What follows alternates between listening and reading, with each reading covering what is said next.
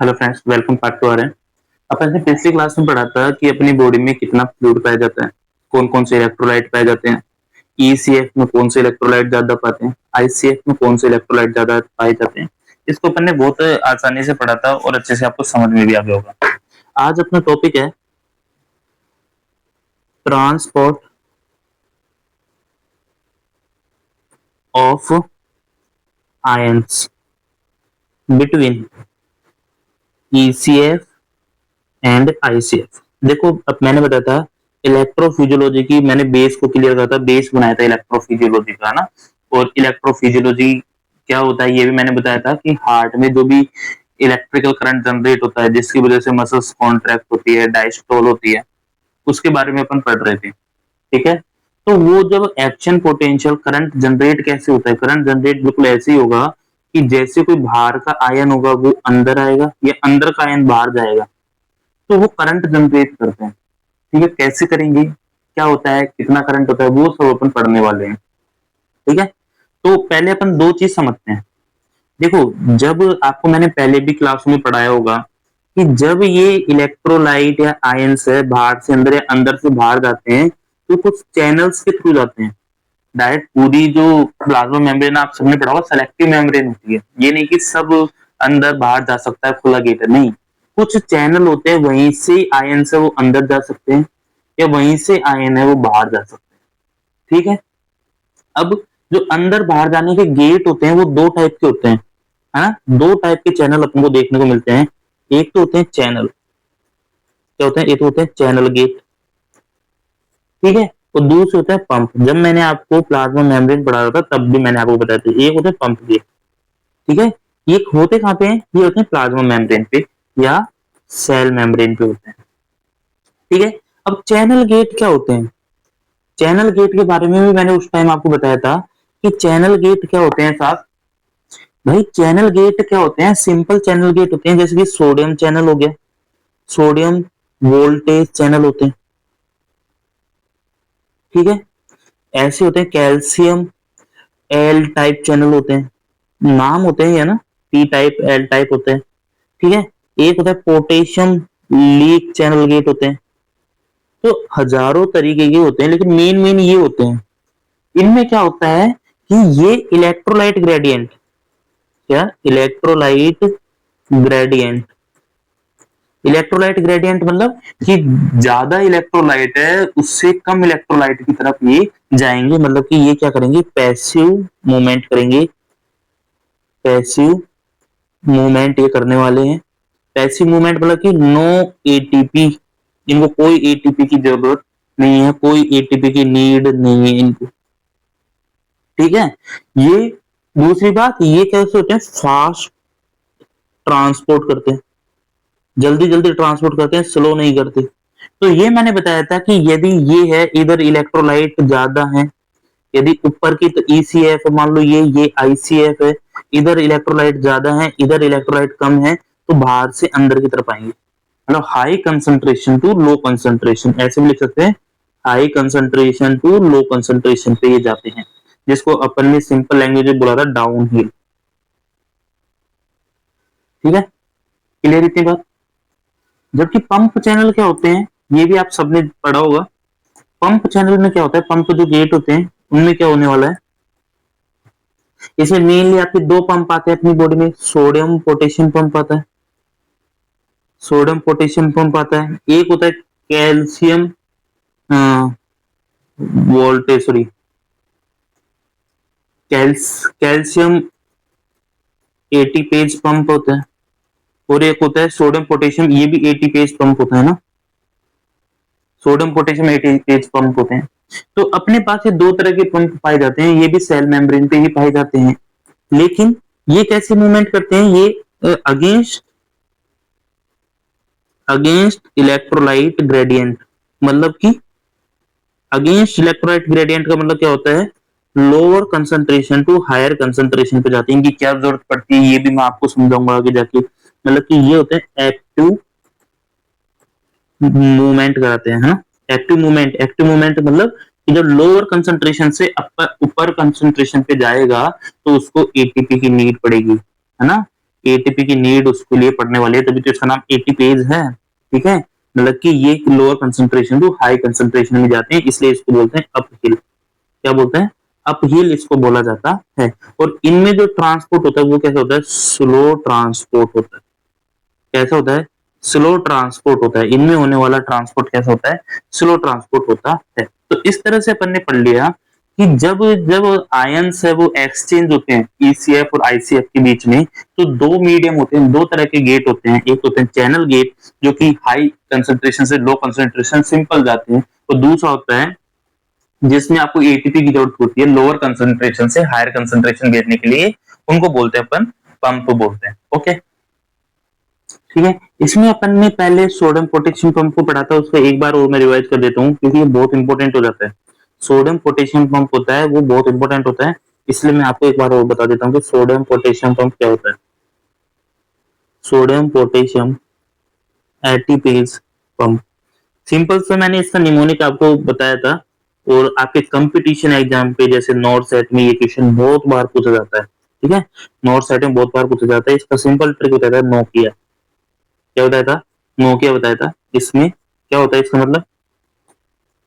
N मतलब होता है सोडियम, ठीक है। ओ मतलब होता है आउट। आउट में कितने वर्ड हैं? तीन वर्ड है, मतलब कि तीन सोडियम यहां से क्या होंगे? आउट होंगे, सेल से बाहर निकलेंगे। के मतलब होता है पोटेशियम, और आई मतलब होता है इन। इन में कितने वर्ड होते हैं? दो वर्ड होते हैं, बाकी दो पोटेशियम सेल के क्या जाएंगे? अंदर जाएंगे, इन जाएंगे। और ये किसका एग्जाम्पल है? ये है एक्टिव ट्रांसपोर्ट का एग्जाम्पल है। मतलब कि इसको मूवमेंट कराने के लिए आपको एटीपी की नीड पड़ेगी। ठीक है, तो ये अपन आगे जाके पढ़ेंगे कैसे काम आता है, क्यों इसकी जरूरत पड़ती है।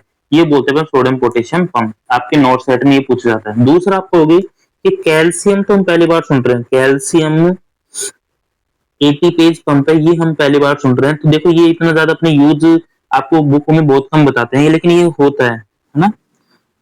कैल्शियम पोटेशियम एटीपेज पंप, ये भी कब जरूरत पड़ती है आपको धीरे धीरे समझ में आने लगेगा, अभी बस समझ लो, है ना। आपको मैं बताता हूँ कि ये भी एक एक्टिव पंप का पार्ट है, एक्टिव ट्रांसपोर्ट का पार्ट होता है कि भाई एटीपेज पंप तो एक्टिव ट्रांसपोर्ट का ही पार्ट होगा। इसमें दो तरह के होते हैं, दो तरह के पंप होते हैं, ये भी आप आगे जाके पढ़ोगे। एक होते हैं पीएमसीए, क्या होते हैं? पीएमसी होते हैं, और एक होते हैं एसईआरसीए। अब इनका क्या क्या फुल फॉर्म होती है वो मैं आपको बताता हूँ। ठीक है, पीएमसीए का मतलब होता है प्लाज्मा मेम्ब्रेन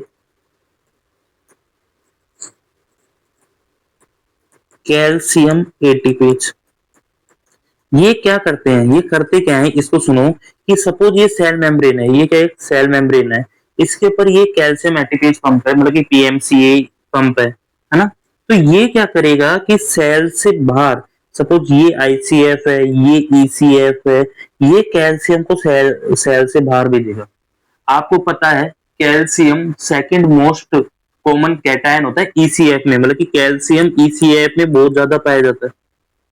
अंदर सेल के अंदर होता है, इस कैल्शियम की कंसंट्रेशन कम होती है, बाहर ज्यादा कंसंट्रेशन है, मतलब बाहर हाई कंसंट्रेशन है, अंदर लोअर कंसंट्रेशन होती है। ठीक है, अब अंदर से बाहर भेजना है तो इसको कौन सा पंप की जरूरत पड़ेगी? चैनल गेट से तो नहीं जा सकता, चैनल गेट तो हाई कंसंट्रेशन को लो लाते हैं, लेकिन अपन को लो से हाई भेजना है तो कैल्शियम चैनल गेट की जरूरत पड़ेगी। नॉर्मल सेल में जो पाया जाता है, नॉर्मल सेल के अंदर जो पाया जाता है वो कौन सा होता है? आपके पीएमसीए होता है, और ये ही आपके कहीं ना कहीं कॉन्ट्रैक्शन में हेल्प करता है। मसल्स का जो कॉन्ट्रैक्शन होता है उसमें हेल्प कराएगा, आगे जाके अपन देखेंगे। पीएमसी, पीएमसी का काम क्या होता है? सेल से बाहर भेजना, कैल्शियम चैनल, कैल्शियम आयन को सेल से बाहर भेजने का काम किसका होता है? पीएमसीए का होता है। क्लियर? यदि अपन देखें एससीआरसीए क्या होता है, दूसरा प्लान ले लेते हैं। एसईआरसीए होता है सार्को प्लाज्मिक, या सॉरी सार्को एंडोप्लाज्मिक, है ना, Sarco endoplasmic reticulum calcium ATPase. आपको पता है सार्कोप्लाज्मिक रेटिकुलम होती है, ठीक है। ये सार्कोप्लाज्मिक रेटिकुलम है जो मसल्स के अंदर एंडोप्लाज्मिक रेटिकुलम पाई जाती है, मस्कुलर सेल के अंदर, उसको अपन सार्को एंडोप्लाज्मिक रेटिकुलम बोलते हैं। ठीक है। इसके अंदर कैल्शियम ज्यादा पाया जाता है, इसके अंदर कैल्शियम ज्यादा पाया जाता है। सार्को एंडोप्लाज्मिक रेटिकुलम होती है, उसके अंदर कैल्शियम बहुत ज्यादा होता है, जबकि बाहर कैल्शियम होता है वो लोअर कंसंट्रेशन में होता है, ये एक एक्सेप्शन है। ठीक है।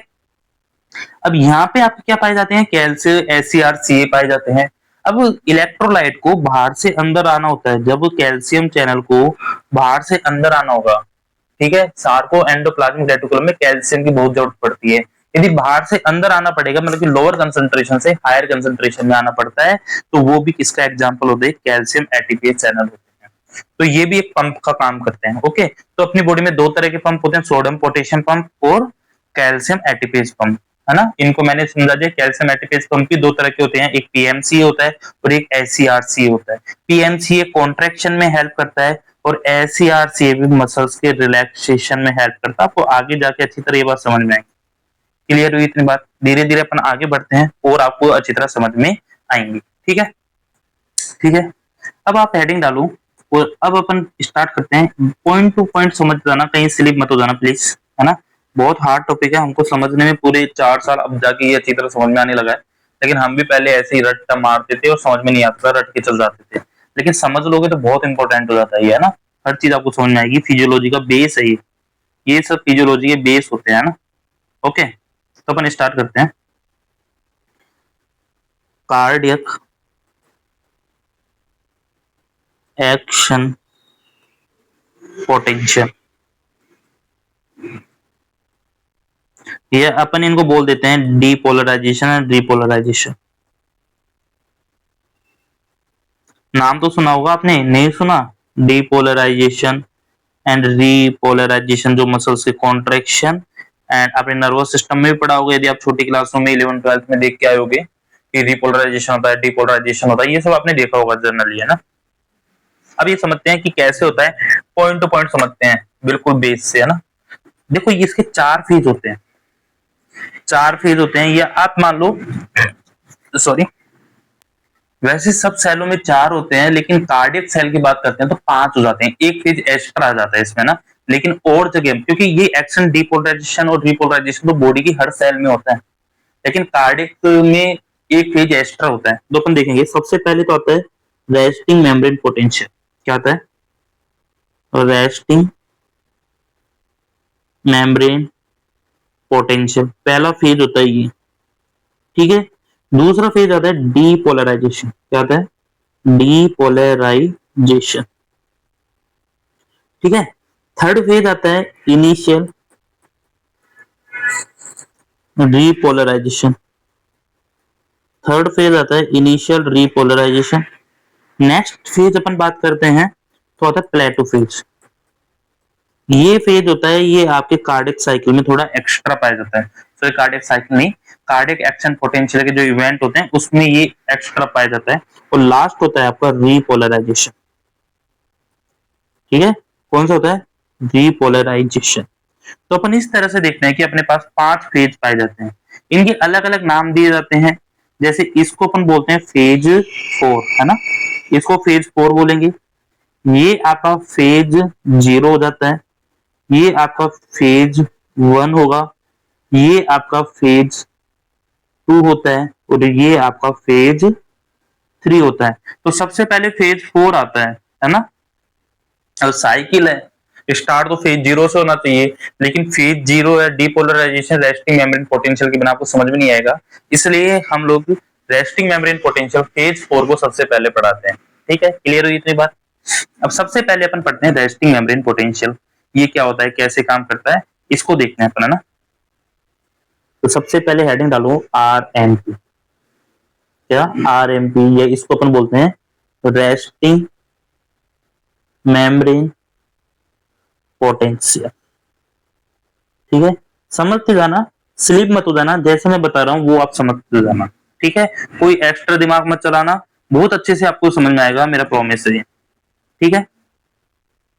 अब सपोज करो ये एक इंसान की सेल है, ठीक है, ये सेल है, सारा खेल सेल के ऊपर ही हो रहा है, तो ये सेल है। ठीक है, सेल के बाहर अंदर सब जगह क्या पाए जा रहे हैं? आयन होते हैं। और मैंने आपको पहले भी बताया था कि बाहर सबसे ज्यादा कौन सा आयन पाया जाता है? बाहर सबसे ज्यादा कौन सा आयन पाया जाता है, ये मैंने बताया था सोडियम। भाई ये ECF है और अंदर ICF है, ये तो आप जानते हो। बाहर सबसे ज्यादा कौन सा पाया जाता है, सोडियम पाया जाता है। तो याद रखना कि जो मैं इस कलर से दिखाऊंगा वो सोडियम होगा, ठीक है। बाहर सबसे ज्यादा सोडियम है। जबकि अपन बात करें कि अंदर सबसे ज्यादा कौन सा था, अंदर बात करें, अंदर पोटेशियम चैनल था, सबसे ज्यादा कौन सा था, पोटेशियम था। अंदर पोटेशियम है, ठीक है। क्लियर इतनी बात। मैंने बताया था सेकंड मोस्ट कॉमन भार कौन सा होता है, भार सेकंड मोस्ट कॉमन कौन सा होता है, या भार, अब एक नेगेटिव की बात करते हैं। नेगेटिव कौन सा है भार, ठीक है, क्लोरीन। भार मतलब देखो ये, और रुको कि पॉजिटिव से क्या दिखाया अपने, पोटेशियम दिखाया, और अब नेगेटिव से अपन क्या दिखा रहे हैं, इस कलर से, इस कलर से दिखाया अपने क्लोरीन। क्लियर इतनी बात। अब ऐसे ही एक और दिखा लेते हैं, मेनली एक और पाया जाता है, जैसे ये हो गया,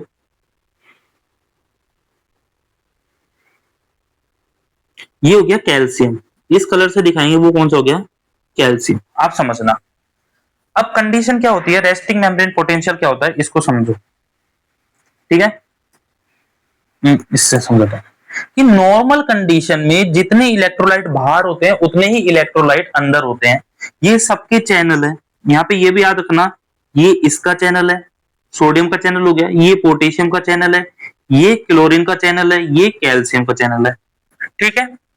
मेनली आप क्लोरीन को तो हटा ही दो, क्लोरीन को इतना काम नहीं आएगा आपके ना, क्लोरीन को हटा दो आप, क्लोरीन को हटा दो, ठीक है। क्लोरीन को हटा दिया आपने, ठीक है, clear, okay.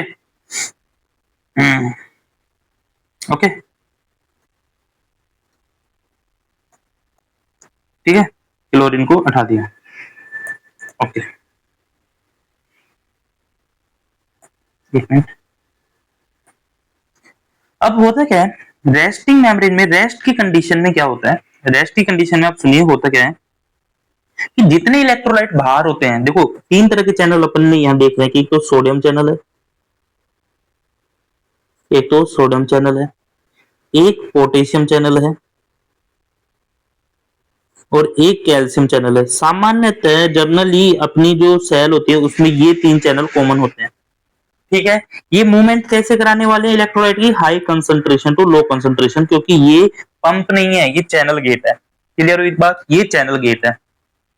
Normal during rest, जब सेल आपकी रेस्ट में पड़ी होती है ड्यूरिंग रेस्ट, तो ये सारे चैनल क्लोज होते हैं, ऑल चैनल क्लोज, सारे चैनल क्लोज होते हैं। और जितने इलेक्ट्रोलाइट बाहर होते हैं उतने ही इलेक्ट्रोलाइट अंदर होते हैं। Number of electrolyte in ICF, ICF में जितने इलेक्ट्रोलाइट हैं उतने ही electrolyte, number of electrolyte in ECF बराबर होते हैं, इक्वल होते हैं। जितने ICF में उतने ही ECF में। तो आप बताओ जितने बाहर उतने ही अंदर हैं, तो नेट रेस्टिंग मेम्ब्रेन पोटेंशियल कितना होना चाहिए, 0 मिलीवोल्ट। कितना होना चाहिए ना, पर ये गलत है। आपको समझ में आएगा कि मैंने बताया कि ये सारे चैनल तो क्लोज पड़े, ये सारे चैनल तो क्लोज पड़े, बंद पड़े हैं, ठीक है। तो जितने इलेक्ट्रोलाइट बाहर थे उतने ही इलेक्ट्रोलाइट अंदर है, ठीक है। अब बाहर है उतने ही अंदर है, तो एक्शन पोटेंशियल तो जीरो हो गया। देखो एक्शन पोटेंशियल होता क्या है, जो इस सेल मेम्ब्रेन के अंदर की तरफ जो चार्ज होगा उसको एक्शन पोटेंशियल बोलते हैं, ठीक है। एक्शन पोटेंशियल क्या होता है, जो सेल के अंदर की तरफ जो चार्ज होता है, इनर मेम्ब्रेन पे जो चार्ज होता है उसको अपन क्या बोलते हैं, एक्शन पोटेंशियल बोलते हैं। तो एक्शन पोटेंशियल तो यहाँ पे क्या हो जाएगा, जीरो हो जाएगा, क्योंकि जितने बाहर है उतने ही अंदर होते हैं, ठीक है। लेकिन जीरो नहीं होता, जीरो नहीं होता। उसका रीजन सुनो क्यों नहीं होता। देखो जो मायोकार्डियल सेल है ना उसमें थोड़ा सा लोचा होता है। जो मायोकार्डियल सेल होती है, मायोकार्डियल सेल होती है वो क्या होता है, सोडियम और कैल्शियम के लिए टोटली इम्परवेबल होती है। टोटली क्या होती है, इम्परमेबल होती है, कि सोडियम और कैल्शियम को तो मूवमेंट ही नहीं करने देगी, बिल्कुल बंद है। लेकिन मायोकार्डियल सेल है but slightly permeable for potassium. लेकिन पोटेशियम के लिए थोड़ा सा क्या होता है, परमेबल होता है। अब पोटेशियम है वो थोड़ा सा अंदर बाहर जा सकता है, लेकिन पोटेशियम और कैल्शियम अंदर बाहर नहीं जा सकते। तो ओवरऑल होने क्या वाला है, ओवरऑल होने क्या वाला है, पोटेशियम की कंसंट्रेशन देखो, सोडियम है ये बिल्कुल बंद है, कैल्शियम है ये बिल्कुल बंद है, लेकिन पोटेशियम है ये थोड़ा सा खुला हुआ है। पोटेशियम थोड़ा सा खुला हुआ है। अब पोटेशियम चैनल है वो हाई कंसंट्रेशन से लो कंसंट्रेशन पे जाएंगे। जो गेट होते हैं, चैनल गेट होते हैं, वो हाई कंसंट्रेशन से लो पे जाते हैं, मतलब डाउनहिल करते हैं। तो ये पोटेशियम है वो अंदर से बाहर जाएगा, ये पोटेशियम बाहर चल जाता है। इसको अपन बोलते हैं पोटेशियम लीक चैनल। क्या बोलते हैं, पोटेशियम लीकी चैनल। क्या बोलते हैं, पोटेशियम लीकी चैनल। अब आप बताओ, पॉजिटिव चार्ज अंदर से बाहर जा रहा है, पॉजिटिव चार्ज अंदर से बाहर जा रहा है, तो अंदर बताओ कौन सा चार्ज डेवलप होगा, अंदर नेगेटिव चार्ज डेवलप होगा, नहीं होगा। अंदर तो नेगेटिव की कमी आ गई ना, तो अंदर नेगेटिव चार्ज डेवलप हो जाएगा। पूरी सेल पे अंदर धीरे धीरे नेगेटिव चार्ज आ जाएगा, और इसी को अपन क्या बोलते हैं, रेस्टिंग मेम्ब्रेन पोटेंशियल। मतलब भाई पॉजिटिव कैटायन है वो अंदर से बाहर जा रहा है, पॉजिटिव चार्ज है अंदर से बाहर जा रहा है, तो सेल के अंदर तो नेगेटिव चार्ज आएगा। तो अपन ये कहते हैं कि जो डेवलप होता है ना नेगेटिव चार्ज, इसी को अपन बोलते हैं आरएमपी। और आरएमपी कितना होता है, एक जर्नल यदि अपन बात करें मायोकार्डियम सेल का आरएमपी, तो वो कितना होता है, -90 मिलीवोल्ट। ये रेस्ट की कंडीशन है, रेस्ट में। जब कोई सेल रेस्ट में होती है तो उसका सोडियम, उसका सोडियम और उसकी कैल्शियम चैनल टोटल बंद है। पूरा पोटेशियम भी बंद चाहिए था, लेकिन मायोकार्डियम सेल में क्या होता है कि उसका जो पोटेशियम चैनल है वो थोड़ा सा ओपन होता है, स्लाइटली परमिएबल होता है, और छोटे थोड़े पोटेशियम चैनल वो अंदर से बाहर जाते रहते हैं। जब अंदर से बाहर जाएंगे तो अंदर नेगेटिव चार्ज आ जाएगा, मतलब कि पॉजिटिव चार्ज की कमी हो जाएगी अंदर, तो अंदर नेगेटिव चार्ज डेवलप हो जाएगा। और अंदर नेगेटिव चार्ज डेवलप हो जाएगा, इसी को अपन एक्शन पोटेंशियल बोलते हैं, है ना। तो इसको बोलते हैं रेस्टिंग मेम्ब्रेन पोटेंशियल। वो कितना होता है, -90 मिलीवोल्ट होता है। किसके लिए, मायोकार्डियल सेल, इसके लिए मायोकार्डियल सेल के लिए, इसी को बोलते हैं रेस्टिंग मेम्ब्रेन पोटेंशियल। तो अब मैं आपको दोबारा समझाता हूं कि रेस्टिंग मेम्ब्रेन पोटेंशियल क्या होता है, यहां से समझना। अपन सिंपल लैंग्वेज में लिखना चाहिए कि रेस्टिंग मेम्ब्रेन पोटेंशियल क्या होता है, तो लिखो, normally during rest, normally during rest condition maintain electrolyte balance. ठीक है, number of cation and anion are equal in ICF and ECF। ICF और ECF में नंबर ऑफ एनायन और कैटायन क्या होते हैं, इक्वल नंबर होते हैं। But myocardial cell, myocardial cell completely impermeable, completely impermeable for sodium and calcium channel. मतलब sodium calcium है वो मूवमेंट नहीं कर पाएंगे, but slightly permeable for potassium channel. तो पोटेशियम चैनल है पोटेशियम लीकी चैनल, इसको क्या बोलते हैं, पोटेशियम लीकी चैनल बोलते हैं। जो क्या करता है, मूव ICF टू ECF, ऐसे लिख लो, मूव ICF टू ECF। ठीक है, वो ICF से ECF में मूवमेंट करता है and develop negative charge in inner membrane. और इनर मेम्ब्रेन पे वो नेगेटिव चार्ज डेवलप करता है, और कितना नेगेटिव चार्ज डेवलप करता है, -90 मिली वोल्ट। इसी को अपन क्या बोलते हैं, आरएमपी बोलते हैं। ओके, ठीक है। एक बात और बताई जाती है, एक हाइपोथेसिस तो ये होती है कि इस तरह इलेक्ट्रोलाइट वो मूवमेंट करता है इसलिए। दूसरा, आपको एक बात और पता होगा कि अपनी सेल के अंदर कुछ प्रोटीन भी पाए जाते हैं। अपनी सेल के अंदर कुछ प्रोटीन भी पाए जाते हैं जिनकी साइज बहुत बड़ी होती है, लार्ज साइज के होते हैं। लार्ज साइज के प्रोटीन होते हैं, और प्रोटीन का जो चार्ज होता है, प्रोटीन कैसे होते हैं, नेगेटिव चार्ज होते हैं। प्रोटीन पे नेगेटिव चार्ज पाया जाता है, ये भी आपको पता है। देखो, जो प्रोटीन होते हैं उन पे नेगेटिव चार्ज होता है, और वो लार्ज साइज के होते हैं। मतलब कि लार्ज साइज के हैं इसलिए वो fail to move ICF to ECF. तो वो जो लार्ज साइज के प्रोटीन है ना, मान लो इतनी बड़ी साइज का प्रोटीन है, सपोज ये एक प्रोटीन है ना,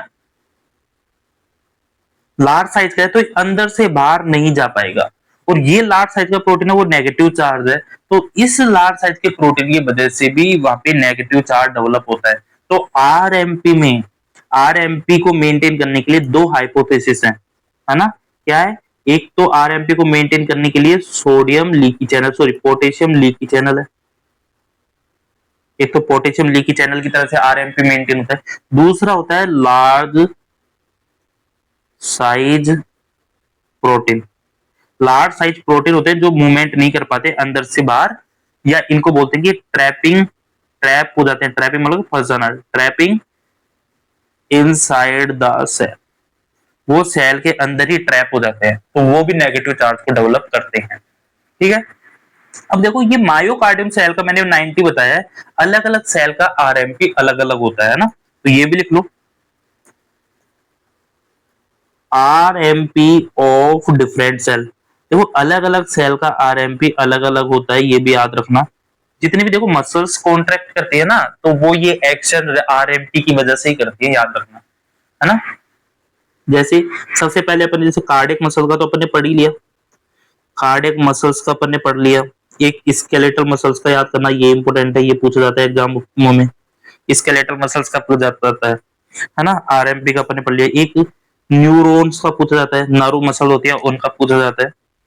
स्मूथ मसल्स का याद कर लेना। एक आप ऐसे नोड या एवी नोड होता है उनका याद कर लेना, ऐसे नोड या एवी नोड सेम होता है इनका, ऐसे नोड एवी नोड का इनका याद कर लेना। एक बार आरबीसी का पूछा गया था, आरबीसी का याद कर लेना, आरबीसी का पूछा गया था। एक हिपेटोसाइट का भी इंपॉर्टेंट है ना। हिपेटोसाइट पल्मोनरी हाइपरटेंशन में रोल प्ले करता है, इसलिए उसका भी याद कर लेना। तो आप इतने याद कर लेना, वो काफी है ना। कितना कितना होता है ये मैं बता दूं। कार्डियक मसल्स का अपने बड़ा -90 मिली वोल्ट होता है। स्केलेटल मसल्स का भी -90 मिली वोल्ट होता है। न्यूरॉन का बात करें तो -70 मिली वोल्ट होता है।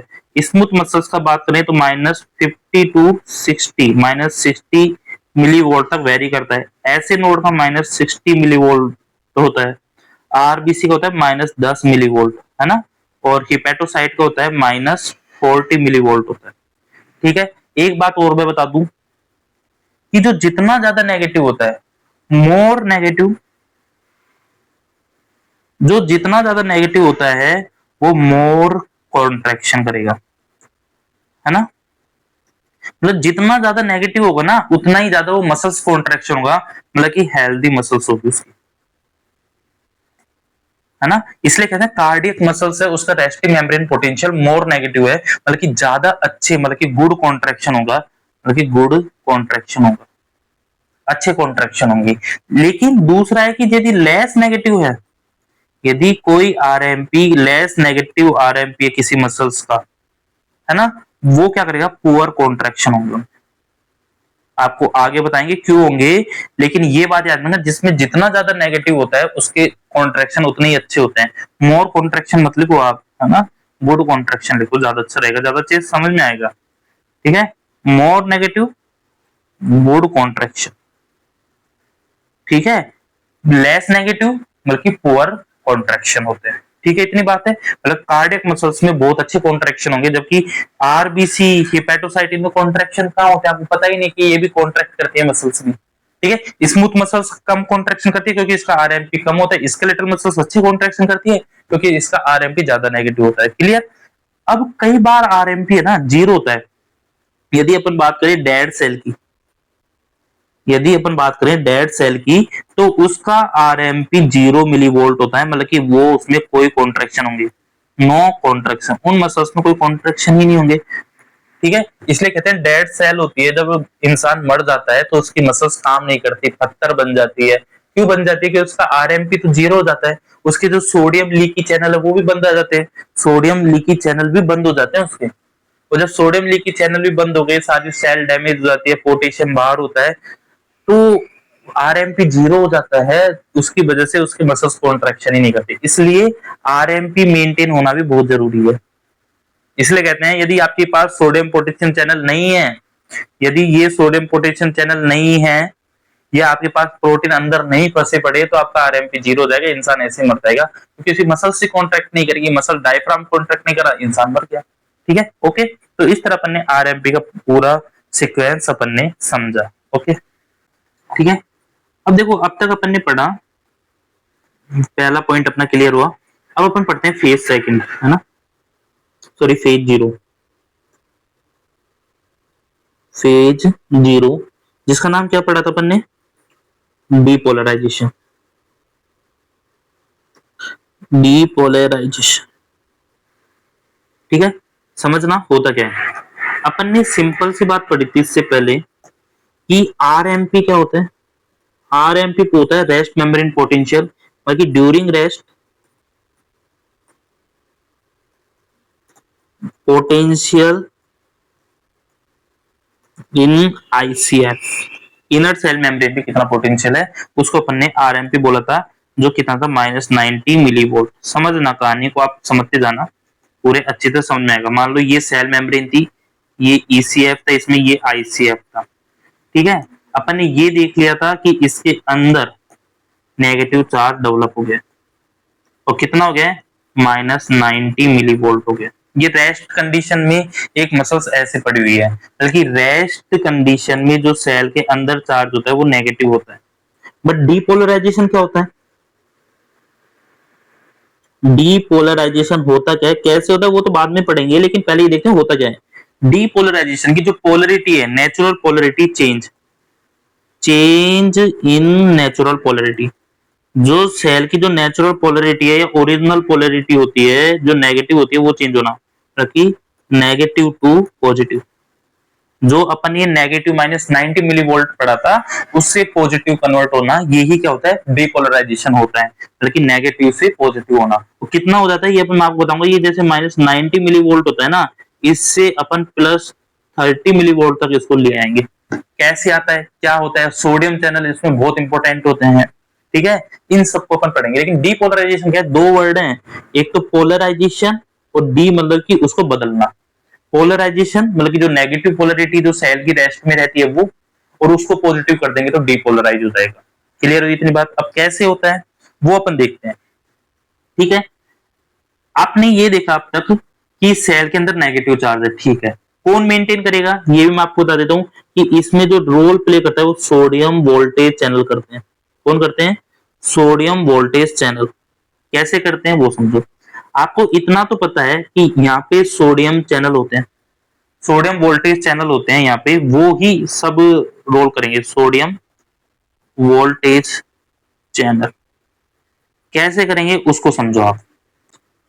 देखो, बाहर सोडियम चैनल कैटायन है, देखो जो सोडियम है वो बाहर बहुत ज्यादा है, बाहर ईसीएफ में सोडियम बहुत ज्यादा होते हैं। ठीक है, यहाँ पे सोडियम बहुत ज्यादा है। यदि ये सोडियम अंदर आ जाते हैं, यदि ये वोल्टेज चैनल खुल जाता है, ठीक है, ये voltage channel sodium voltage channel खुल जाता है और ये सोडियम अंदर आ जाते हैं, तो अंदर का चार्ज पॉजिटिव हो जाएगा नहीं। जो यहाँ पे पहले -90 मिली वोल्ट था वो पॉजिटिव होके +30 मिली वोल्ट हो जाएगा, नहीं हो जाएगा, यदि ये सोडियम वोल्टेज चैनल खुल जाते हैं तो। ठीक है, अब ये सोडियम वोल्टेज चैनल अपन को खोलने हैं कि ये सोडियम वोल्टेज चैनल कब खुलेंगे। तो लिखो, थ्रेशोल्ड पोटेंशियल क्या होता है आपको समझाता हूं मैं शुरू से। Need to be open sodium voltage channel, हमको सोडियम वोल्टेज चैनल को ओपन करने की यहाँ पे नीड है। सोडियम वोल्टेज चैनल ओपन करेंगे, बट सोडियम पोटेंशियल चैनल को ओपन होने के लिए threshold but need threshold potential, हमको एक थ्रेशोल्ड पोटेंशियल की जरूरत होती है कि सोडियम पोटेंशियल चैनल खुलने के लिए थ्रेशोल्ड पोटेंशियल की जरूरत होती है। वो कितना होता है? -70 मिलीवोल्ट। कितना होता है? -70 मिलीवोल्ट होता है। सोडियम पोटेंशियम पंप होते हैं, उनको खुलने के लिए -70 मिलीवोल्ट होना चाहिए, तब जाके वो खुलेंगे। अपने पास कितना होता है? -90 मिलीवोल्ट होता है। चाहिए कितना है? -70 मिलीवोल्ट चाहिए। तो इसको अचीव करने के लिए क्या करना पड़ेगा? ठीक है, जो इसको अपन क्या बोलते हैं? -70 मिलीवोल्ट को बोलते हैं थ्रेशोल्ड पोटेंशियल। क्या बोलते हैं? Threshold potential. इस सोडियम पोटेशियम जो सोडियम पंप है, सोडियम वोल्टेज चैनल है, वो तभी खुलेंगे तब RMP -70 हो जाएगा। क्लियर हुई इतनी बात? क्लियर हुई इतनी बात? अपने पास है -90, तो -90 से -70 कैसे लाएं?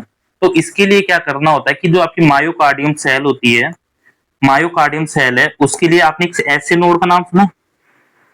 ऐसे नोड, वो ऐसे नोड है, वो कुछ सोडियम और कैल्शियम है, उसको इनसाइड द मेम्ब्रेन पटकती है ना? वो सेल के अंदर कुछ सोडियम और कैल्शियम को सेल के अंदर पटकती जाती है ऐसे नोड। तो ऐसे नोड का बहुत इंपॉर्टेंट रोल होता है। ऐसे नोड कुछ सोडियम और कैल्शियम है, उसको ICF में नेचुरल इम्प्लांट करती जाएगी, पटकती जाएगी। उससे क्या होता है कि जो -90 थी ना, उससे वो थ्रेशोल्ड मतलब -70 मिलीवोल्ट तक हो जाएगा। भाई नेगेटिव कम होगा ना, यदि पॉजिटिव आ रहा है, यदि पॉजिटिव चार्ज ऐसे नोड से आ रहा है, तो ये माइनस नेगेटिव थोड़ा थोड़ा ये नेगेटिव को कम करेगा, तो ये -90 से -70 ले आता है। कौन लाता है? ऐसे नोड। तो अपन लिख सकते हैं, यहाँ पे आप लिखो, लिखो यहाँ पे अपन कैसे लिखेंगे इसको? ऐसे नोड, ऐसे नोड रिलीज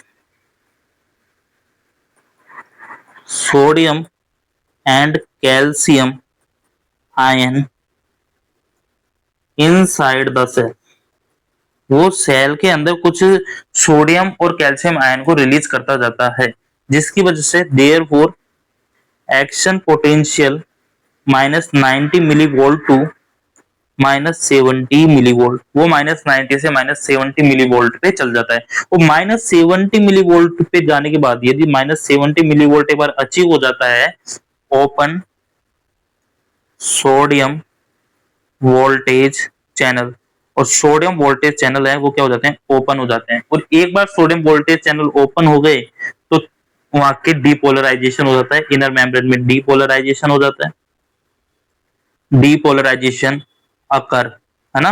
क्यों? क्योंकि sodium ion move ECF to ICF, अंदर पूरा सोडियम आयन चल जाएगा। भाई पूरे सोडियम यदि अंदर चल जाएंगे तो अंदर पॉजिटिव चार्ज डेवलप हो जाएगा, नेगेटिव खत्म होके। ठीक है, और क्या बन जाता है वहां पे? थ्रेश जो वोल्टेज होता है -90 मिलीवोल्ट से पहले तो -70 मिलीवोल्ट आ गया, और -70 से फिर चल जाता है +30 मिलीवोल्ट पे। ये चल जाता है ऐसे नोड की वजह से, क्योंकि -70 क्या है? थ्रेशोल्ड है। किसके लिए? सोडियम वोल्टेज चैनल के लिए। और एक बार सोडियम वोल्टेज चैनल चले गया तो यहाँ पे डीपोलराइजेशन हो जाता है। क्लियर हुई इतनी बात? आप एक बात और समझना, जो डीपोलराइजेशन होता है ना, आपको प्रैक्टिकली बताता हूं कि जो अपन पढ़ते हैं डीपोलराइजेशन, डीपोलराइजेशन, तो डीपोलराइजेशन है क्या? डीपोलराइजेशन होता है यदि कोई चीज मसल्स में डीपोलराइजेशन हुआ है ना, इसका मतलब कि मसल्स है वो कॉन्ट्रैक्ट करेगी, कॉन्ट्रैक्शन होगा मसल्स में। मसल्स के कॉन्ट्रैक्शन के लिए डीपोलराइजेशन बहुत जरूरी होता है। ठीक है, मसल्स के डीपोलराइजेशन के लिए डीपोलराइजेशन बहुत जरूरी होता है। जबकि अपन रीपोलराइजेशन पढ़ेंगे ना, कि आगे जाके अपन रीपोलराइजेशन पढ़ेंगे, उसका मतलब होता है मसल्स रिलैक्सेशन। ठीक है, तो ये बात भी याद रखना, डीपोलराइजेशन का मतलब होता है मसल्स कॉन्ट्रैक्शन करना, और रीपोलराइजेशन मसल्स रिलैक्स करना। आगे मैं आपको ये भी बताऊंगा कि ये सिग्नल देता है, एक तरह से अपन मान सकते हैं डीपोलराइजेशन हुआ उसके बाद में मसल्स कॉन्ट्रैक्ट करेगी, रीपोलराइजेशन हुआ उसका मतलब कि मसल्स रिलैक्स करेगी। ठीक है। लेकिन ये नहीं डिपोलराइजेशन होते ही मसल्स कॉन्ट्रैक्ट, मतलब एक तरह से सिग्नल देता है, मतलब उसके कुछ देर बाद आपकी मसल्स कॉन्ट्रैक्ट करती है। ओके, तो आपको ये डिपोलराइजेशन अच्छे से समझ में आया होगा, आई होप। हुआ क्या है, सिंपल, कोई ज्यादा गणित नहीं थे इसमें। ये सेल थी, ठीक है, अंदर नेगेटिव -90 मिली वोल्ट डेवलप था, सोडियम बाहर, सोडियम ही सोडियम था, ठीक है। तो क्या हुआ भाई, ये सोडियम वोल्टेज चैनल है, सोडियम वोल्टेज चैनल ओपन होने के लिए चाहिए -70 मिली वोल्ट का करंट, है ना। लेकिन इसके पास होता है -90, तो क्या करेगा, ऐसे नोड होता है, जो ऐसे नोड होती है अपने पास, वो कुछ कैल्शियम और सोडियम को सेल के अंदर पटकती है, ठीक है, जिससे ये -70 से बढ़ के जो एक्शन पोटेंशियल है वो -70 मिली वोल्ट हो जाता है। और एक बार -70 मिली वोल्ट हो गया, सोडियम वोल्टेज चैनल ओपन हो जाते हैं और पूरा सोडियम अंदर आ जाता है, पूरा सोडियम अंदर आ जाता है। उसकी वजह से जब पूरा सोडियम अंदर आ जाएगा, उसकी वजह से जो यहाँ पे नेगेटिव चार्ज डेवलप था, -70 डेवलप हो गया था, वो सारा पॉजिटिव में कन्वर्ट हो जाता है, वो +30 मिली वोल्ट तक आ जाता है। क्लियर हुई इतनी बात, इतना होता है डिपोलराइजेशन। और जैसे डिपोलराइजेशन हुआ, मसल्स जैसे डिपोलराइज, देखो नेगेटिव से पॉजिटिव कन्वर्ट हो गई ना, डिपोलराइजेशन होते ही मसल्स है वो कॉन्ट्रैक्शन की तैयारी करने लग जाती है, मसल्स कॉन्ट्रैक्ट होने लग जाती है, ठीक है। क्लियर ये बात। अब ये प्रॉपर, एक बात और याद रखना, बहुत डिटेल की बात है, आगे जाके पढ़ेंगे अपन, यदि आपको कोई पढ़ाएगा, कि जो डीपोलराइजेशन होता है ना, ये सोडियम वोल्टेज चैनल भी दो तरह के होते हैं, एक एम गेट होता है, एक एच गेट होता है। एच गेट होता है जो इनएक्टिव होता है, एम गेट होता है जो एक्टिव होता है। यदि आप पूरा ये -90 मिली वोल्ट अचीव नहीं होता, है ना, तो आपके पूरा एम गेट ओपन नहीं होते, एच गेट ओपन होते हैं। काफी बीमारी होती है, चलो आप नहीं समझ पाओगे अभी, लेकिन दो तरह के गेट होते हैं, ये एच गेट, एम गेट होते हैं। यदि -90 तक नहीं जा पाता पूरा थ्रेशोल्ड, तो ओनली एच गेट ही ओपन होते, एम गेट ओपन नहीं होते। एम गेट ओपन नहीं हुए तो कोई फायदा नहीं है, डीपोलराइजेशन अच्छी तरह नहीं होगा, है ना। इसलिए अपन आगे जाके पढ़ते हैं, हाइपर कैलोरीमिया होता है तो आपका डीपोलराइजेशन नहीं होता, इंसान की डेथ होने लगती है। ओके, ये बात क्लियर, ठीक है। तो इस तरह से अपन आपको जब पैथोलॉजी पढ़ाऊंगा इसके आगे जाके, क्योंकि अभी तो आपको ये समझ जाओ, यही बहुत बड़ी बात होती है। आगे जाके जो सिंड्रोम्स आते हैं इनके, हाइपर कैलीमिया में कैसे इफेक्ट होता है, ये समझना तो आपके लिए अभी थोड़ा इम्पॉसिबल सा है, ठीक है। तो समझाऊंगा तो ये मान लो कि यही क्लास 1.5-2 घंटे की हो जाएगी, आप खुद ही कहोगे बाद में कितना भी नहीं पढ़ाना चाहिए था। दूसरी बात मैं आपको ये बताऊंगा कि आप ये बात समझ लेना कि पहले अंदर नेगेटिव चार्ज था, अब अंदर सोडियम बहुत ज्यादा आ गया है, अब अंदर सोडियम ही सोडियम आ गया है। मतलब कि याद रखना कि अब सोडियम अंदर आ गया, मतलब कि सोडियम की कंसंट्रेशन, सोडियम की जो कंसंट्रेशन है वो इनसाइड द सेल, आईसीएफ में बहुत ज्यादा बढ़ गई है, क्योंकि सोडियम जर्नली बाहर रहता है, सोडियम जर्नली ईसीएफ में रहता है, लेकिन अब आईसीएफ में सोडियम ज्यादा है, मतलब कि सेल के अंदर सोडियम ज्यादा है, बाहर कम है। तो अब सोडियम को बाहर भी भेजना होगा अपन को आगे जाके, है ना। तो अब आप समझ गए कि हायर कंसंट्रेशन से लोअर, बाहर से अंदर तो आ जाता था कि चैनल गेट से, अंदर से बाहर कैसे जाएगा। तो आपको फिर मैंने बताया था, अंदर से बाहर भेजने के लिए हमको क्या चाहिए, सोडियम पोटेशियम पंप। तो वो अब आगे जाके हेल्प करेगा, उसको आगे पढ़ेंगे अपन, है ना। ओके, तो अब तक अपने डिपोलराइजेशन आरएमपी को पढ़ा अपन ने, और अपन ने डिपोलराइजेशन को इस क्लास में पढ़ा। ओके, आज के लिए इतना ही, थैंक यू सो मच।